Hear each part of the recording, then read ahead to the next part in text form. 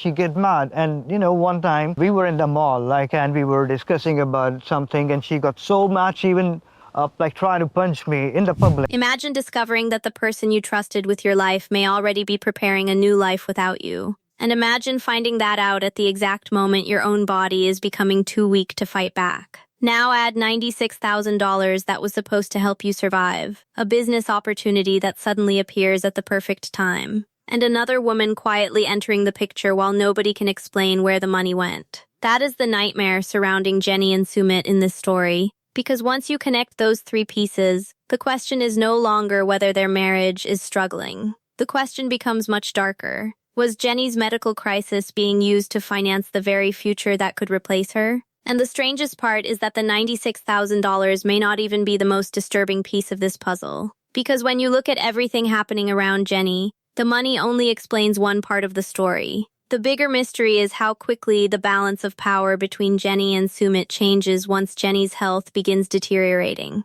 Before this nightmare, Jenny could challenge him, question him, call her family, leave the house, demand explanations, and make decisions about her own future. But once a serious neurological illness enters the picture, every ordinary disagreement suddenly becomes something completely different. Because Jenny is no longer dealing with Sumit only as her husband. She may have to depend on him as the person controlling transportation, appointments, communication, finances, visitors, and almost every connection she has to the outside world. That changes everything. The moment one partner becomes physically dependent on the other, trust stops being romantic and starts becoming practical. If Jenny wants to speak with her daughters, somebody may have to help arrange it. If she wants another medical opinion, somebody may have to take her there. If she wants to know how much money remains in an account, somebody may have to show her. If she wants to challenge a decision happening inside the home, she may not have the same freedom she once had. And that is exactly why the money becomes so important. In this scenario,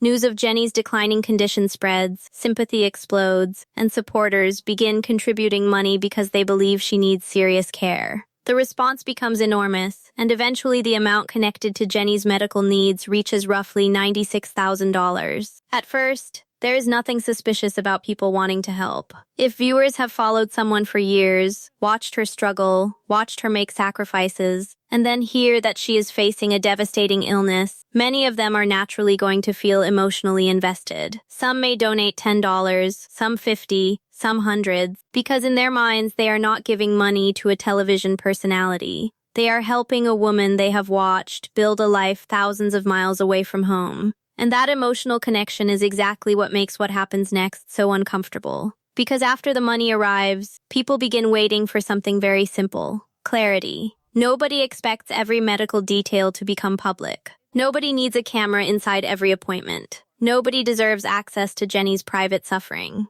But when nearly $100,000 is connected to someone's medical crisis, people naturally begin asking broad questions about what that money is actually doing. Is Jenny receiving professional care? Are specialists involved? Has the home been adjusted to make her daily life easier? Is there a caregiver helping Sumit? Are there therapies, equipment, transportation costs, or other expenses that explain where such a large amount is going? At first, those questions sound almost rude because the situation is emotional. People tell themselves that Sumit is probably overwhelmed and that demanding updates from a man caring for his sick wife feels insensitive. But then, the silence keeps going, and silence becomes dangerous when people already have questions. Instead of seeing clear evidence that Jenny's world is being built around her medical needs, viewers begin noticing something completely different. Sumit appears increasingly occupied with activities that do not seem connected to Jenny's treatment at all. That is when the first real suspicion starts forming. Suppose Sumit suddenly begins talking about business plans. Suppose people start hearing that he is exploring a new commercial opportunity, negotiating around a location, discussing expansion, or planning something that requires a meaningful amount of capital. By itself, that proves absolutely nothing. People start businesses all the time. Sumit could have savings, he could have partners, he could be borrowing money, he could have an entirely separate source of funding. But the timing would make people stare. Because if $96,000 just entered the picture because Jenny desperately needs support, and shortly afterwards Sumit appears to have the freedom to pursue a new business opportunity, viewers are going to ask whether those two developments are connected. That does not mean they are connected. But it creates the question, and once that question exists, every unexplained detail becomes more suspicious. Maybe the business opportunity was already planned. Maybe none of Jenny's money touched it. Maybe Sumit simply made the mistake of being vague during the worst possible moment. But if he cannot explain the separation clearly, viewers are going to start building their own explanation. And that is where the story shifts from concern to distrust. Because there is a huge moral difference between Sumit using his own money to build something and Sumit using money that people believed was intended to help Jenny. One is completely normal. The other would turn the entire situation upside down. Imagine being somebody who donated because you thought Jenny needed medical support, only to hear whispers that the man controlling the money is suddenly discussing a new business. Your first question would be simple. Show us where the $96,000 went. And if that were the only strange thing happening, Sumit could probably survive the suspicion. He could release a simple explanation, show broad categories of spending without exposing Jenny's private medical information, and shut most of the speculation down immediately. But then another detail enters the picture. A woman. At first, she does not look important enough to become part of the story. She may be connected to the business. She may know someone in Sumit's circle. She may be helping with meetings, appearing around the same places, or simply showing up often enough that people begin recognizing her. Nothing about that is automatically romantic. That is what makes it interesting.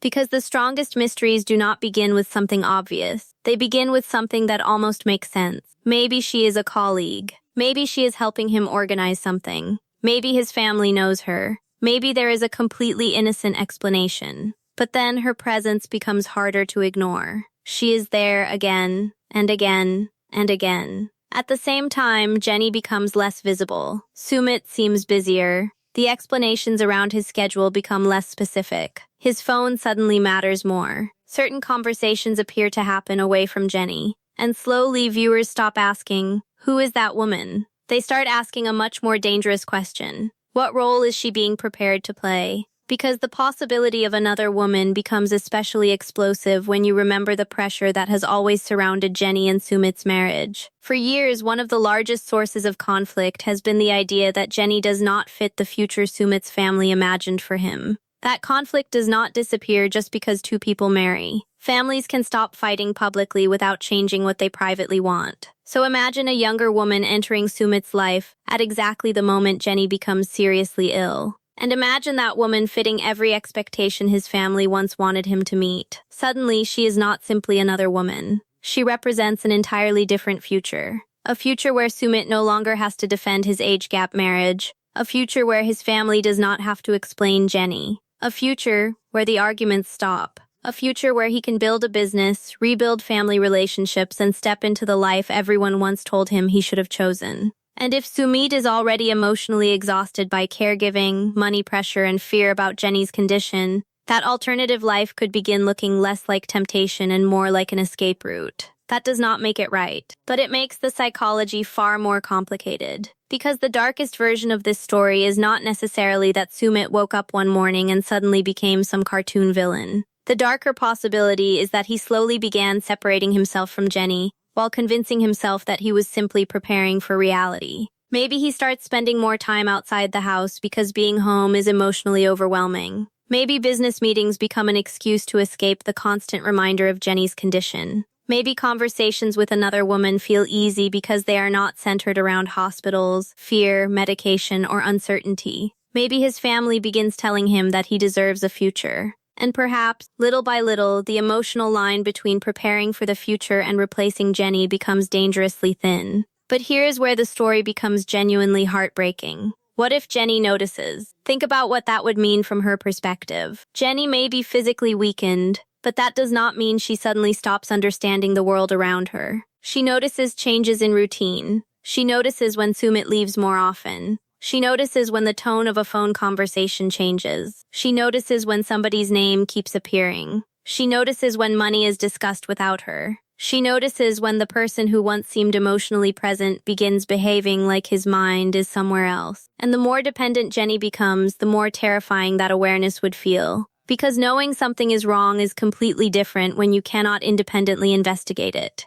Before Jenny could pick up a phone, she could call her daughters. She could demand to see an account. She could follow Sumit somewhere, She could confront somebody directly. She could pack a bag. But now imagine needing the very person you suspect to help you communicate your suspicion. That is the psychological trap at the center of this entire story. Jenny does not even need proof that Sumit is cheating for the situation to become unbearable. She only needs enough changes around her to understand that decisions about her future may be happening without her. And the $96,000 makes every one of those decisions more frightening. Because money creates options. If that money belongs to Jenny's care, it can create safety, professional support, equipment, comfort, transportation, and independence. But if somebody else controls it, that same money can create options for them instead. A business, a new apartment, a financial cushion, a different future. That is why following the money matters more than following every rumor about the mystery woman.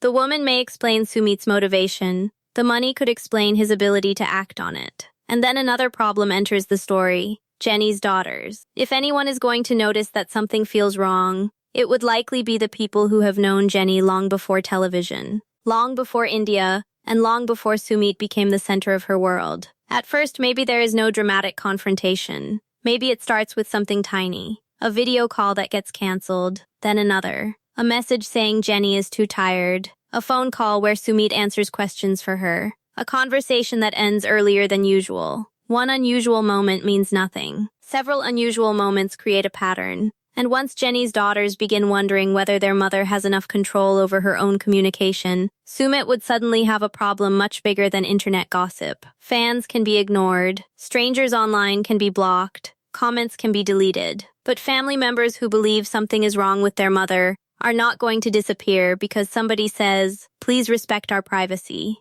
They are going to ask harder questions. Who is treating Jenny? Who is physically caring for her? Who has access to the money? How often is she alone? Why can't we speak to her privately? And eventually, somebody is going to ask the question Sumit would least want to hear. Who is the other woman? That is the moment the three separate mysteries begin crashing into each other. Jenny's health, the $96,000, the woman. Until that point, each one can have an innocent explanation. Jenny is ill, so she is less visible. The money is being privately managed. The woman is connected to business. Perfectly possible. But when all three happen at the same time, viewers begin wondering whether they are looking at three coincidences or one connected plan. And this is where Sumit's history becomes impossible to ignore. Not because past mistakes automatically prove anything happening now, but because people judge new mysteries through patterns they already recognize. When pressure builds around Sumit, does he normally confront the uncomfortable truth immediately?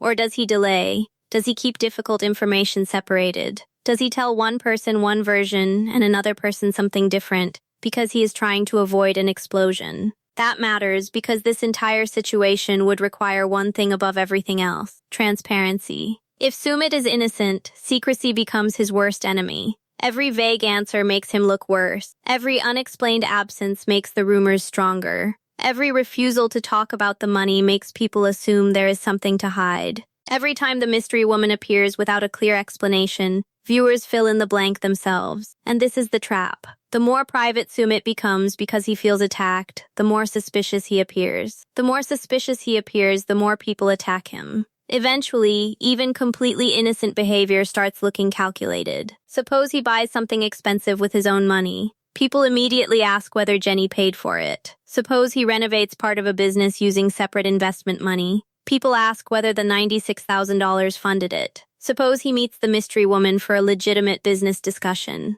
People decide they are secretly together. Once public trust breaks, every action gets interpreted through suspicion. That is why the smartest move would be simple. Account for the money. Not every receipt, not every medical record, and not every private detail, but enough transparency to establish one basic fact. Jenny's money is still being used for Jenny. If Sumit could clearly establish that, half the story would collapse overnight. And the fact that the money question keeps surviving is exactly what makes it the most powerful part of the drama. So let's follow the possibilities. Possibility 1. The entire $96,000 has been used exactly as intended, but Sumit has done a terrible job communicating it. Medical care can become expensive quickly, especially when somebody requires ongoing assistance. In that version, the scandal comes from secrecy, not theft. Possibility 2. Much of the money is still untouched because Sumit is trying to preserve it for future medical costs. Again, completely possible,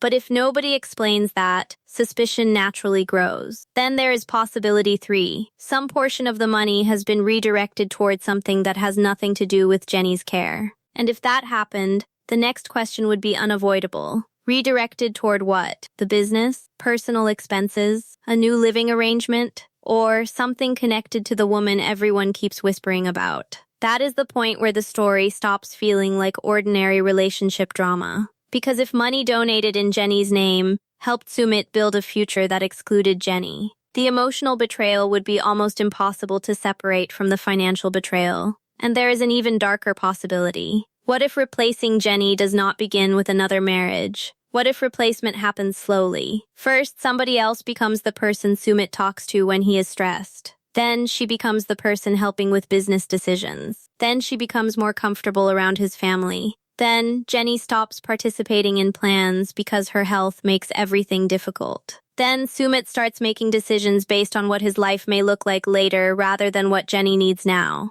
Eventually, another woman could occupy more and more of the emotional space Jenny once held, without anybody ever announcing that a replacement has happened. That is far more believable than some dramatic overnight switch. People usually do not replace relationships with one giant decision. They replace them through dozens of smaller decisions. One conversation, one excuse, one meeting, one secret, one financial choice, one moment where another person's needs become more important. And then one day, everybody looks around and realizes the relationship they thought still existed has already disappeared. That is what would make Jenny's position so devastating. She did not build her life in India halfway. She committed to it. She placed enormous trust in Sumit because that relationship became the center of nearly every major decision around her future. So imagine reaching the moment where you need that commitment returned more than ever, only to feel the person beside you emotionally preparing for what happens after you. The betrayal would not simply be romantic. It would rewrite the meaning of every sacrifice that came before it. Jenny would have to wonder whether all those battles mattered because Sumit truly chose her, or whether he loved the excitement of fighting for her more than the reality of caring for her when the fight became quiet, exhausting, and private. That is the uncomfortable question underneath everything. Love during conflict can feel dramatic. There is an enemy. There is something to prove. There are emotional speeches, confrontations, family arguments, and moments where choosing your partner feels heroic. Caregiving is different. There is no applause. There is no dramatic victory. The work repeats every day. It can be exhausting, frightening, boring, stressful, and emotionally brutal. That is where promises become responsibility. And if Sumit begins looking for an exit at exactly that moment, viewers would naturally question whether the relationship was ever prepared for the one test that actually mattered. But before deciding he planned everything, there is another explanation worth considering. Fear can change people. Maybe Sumit is terrified. Maybe he does not know how to handle the possibility of losing Jenny. Maybe business becomes a distraction, because sitting inside that fear all day feels impossible. Maybe the other woman offers emotional escape without him initially intending to cross any boundary. Maybe his family senses weakness and begins pushing the future they always wanted. Maybe poor decisions begin stacking on top of one another until Sumit has created a situation that looks far more calculated than it actually was. That version does not excuse betrayal, but it creates a much more unsettling question. Did Sumit become this person because the opportunity appeared, or was this side of him always there waiting for enough pressure to expose it? And now we come back to the detail that could answer almost everything. The $96,000. Because emotions can be debated forever. Body language can be misread. Relationships can look strange from the outside. A woman can be a friend.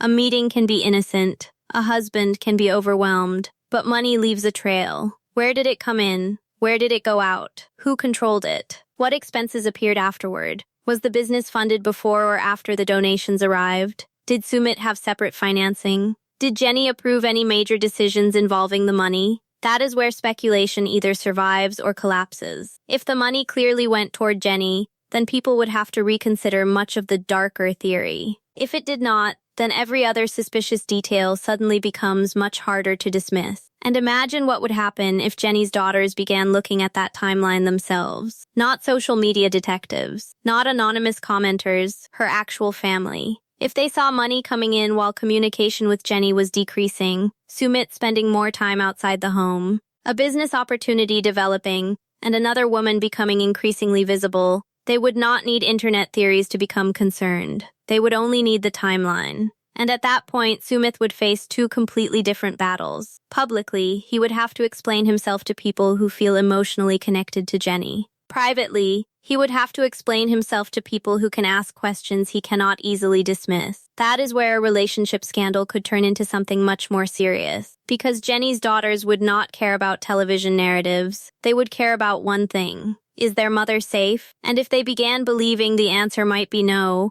everything would escalate immediately. The other woman would become almost secondary. The business would become evidence they want explained. The money would become the center of the conversation. And Jenny's ability to speak freely would matter more than anything else. That is the real pressure point of this story. Not whether Sumit looks guilty, not whether fans believe him, not even whether another woman exists. The critical question is whether Jenny still has control over decisions being made in her name. If she does, the situation changes dramatically. If she does not, then every unexplained action around her becomes much more serious. And that brings us to the biggest question of all. What does secretly replacing her actually mean? Because maybe the most disturbing answer has nothing to do with whether Sumit has already promised another woman marriage. Maybe replacement means that Jenny is slowly disappearing from Sumit's vision of the future. She is no longer the person attached to the business. She is no longer the person involved in important decisions. She is no longer the person his family is building around.